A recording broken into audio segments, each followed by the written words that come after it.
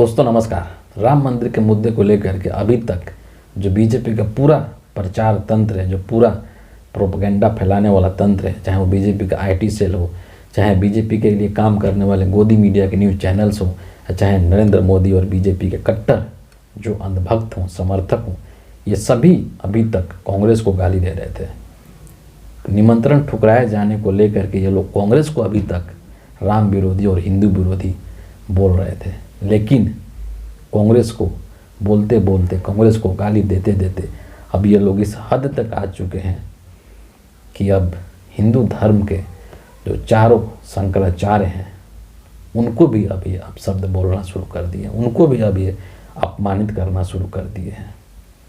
सोचिए कि ये किस हद तक आ चुके हैं कि सिर्फ और सिर्फ एक व्यक्ति के महिमा मंडन को लेकर के, सिर्फ एक व्यक्ति की छवि को बनाने के लिए ये लोग हिंदू धर्म के जो श्रेष्ठ व्याख्याता हैं, जो श्रेष्ठ आसन पर विराजमान हैं धर्म के, उनको भी ये लोग अब नहीं छोड़ रहे हैं।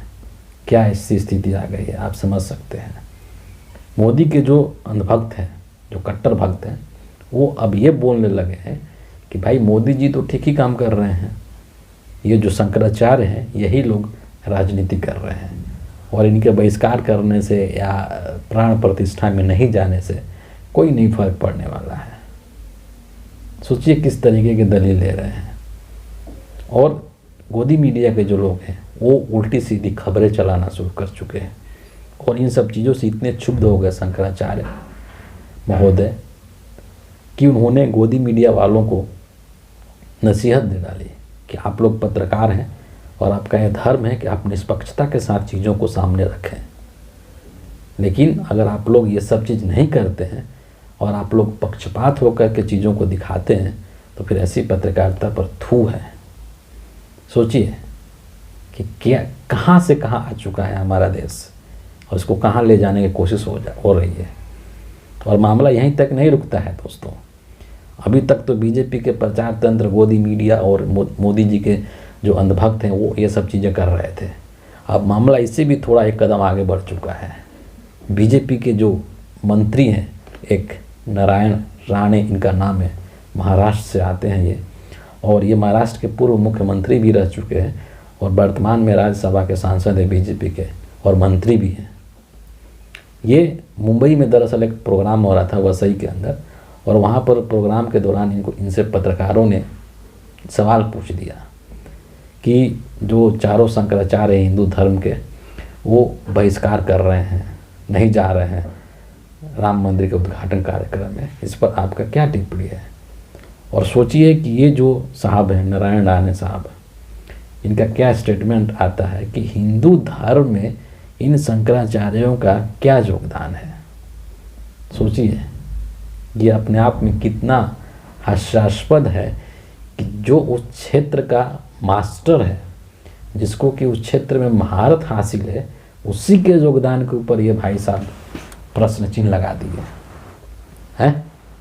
ये कितना हास्यास्पद है, सोचने वाली बात है।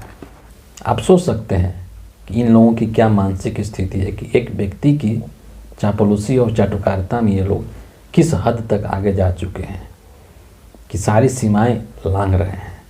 और ये जो शंकराचार्य हैं चारों के चारों, इनका क्या पॉइंट है? इनका पॉइंट तो बहुत सरल है भाई ना, क्योंकि मंदिर का निर्माण कार्य पूरा नहीं हुआ है, क्योंकि मंदिर का भी जो शिखर है वो नहीं बन पाया है, और इस तरह से अधूरे मंदिर में राम जी के प्राण प्रतिष्ठा का जो कार्यक्रम है वो सही नहीं है। उसको शास्त्र सम्मत और नीति विधान के अनुसार उसको नहीं माना जाएगा जब तक कि मंदिर पूरी तरीके से बन नहीं जाता है। तो क्या ज़रूरी है इस तरीके से हड़बड़ाहट में मंदिर का उद्घाटन करना, प्राण प्रतिष्ठा करना? राजनीति कौन कर रहा है? 22 जनवरी की तारीख क्यों चुनी गई है, क्यों चुनी गई है? 17 अप्रैल को कर लेते तो क्या आफत आ जाती? 17 अप्रैल को रामनवमी है, उस दिन कर लेना चाहिए, क्या दिक्कत है भाई? तो कौन राजनीति कर रहा है, सोचिए। और ये जो कट्टर भक्त हैं मोदी जी के, ये कह रहे हैं कि नहीं मोदी जी तो ठीक ही कर रहे हैं, ये शंकराचार्य राजनीति कर रहे हैं। अरे भाई शंकराचार्य कभी पार्लियामेंट में तुम्हारे गए हैं? भैया नरेंद्र मोदी जी आप क्यों ये कृषि कानून बना रहे हैं, आप क्यों ये अग्निवीर योजना ला रहे हैं, आप क्यों नोटबंदी कर रहे हैं। शंकराचार्य ने तो कभी तुम्हारे काम में बाधा नहीं डाला और नहीं तुम्हारे काम में कभी टांग अड़ाई। तो जो धार्मिक क्षेत्र के जो कार्य हैं उनको उन्हें संपन्न करने दिया जाए, या उस क्षेत्र को विशेषज्ञ हैं तो उनके सलाह से, उनके मशवरे से किया जाना चाहिए। इसमें गलत क्या है। लेकिन ये जो है इन लोगों की जो सोच है तमाम, चाहे वो बीजेपी के गोदी मीडिया की लोग हों, चाहे बीजेपी के जो कट्टर अंधभक्त हों, इनकी सोच जो है वो बहुत ज़्यादा संकीर्ण हो चुकी है।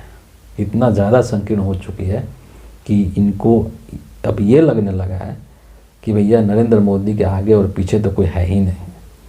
और इनकी अंधभक्ति का आलम ये हो चुका है कि अगर नरेंद्र मोदी आम को अमरूद कह दे तो ये सारे के सारे एक सुर में उसको अमरूद साबित करने के लिए तर्क ढूंढना शुरू कर देंगे और उसको साबित करके मानेंगे। भले दुनिया उसको माने चाहे नहीं माने, लेकिन ये उसको ज़रूर मान लेंगे कि नहीं भैया ये आम नहीं है, ये अमरूद ही है। क्यों? क्योंकि ये मोदी जी कह रहे हैं।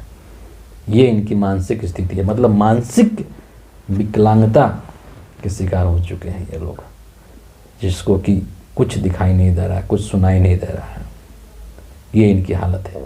लेकिन ये बहुत दयनीय स्थिति है और सही नहीं है ना।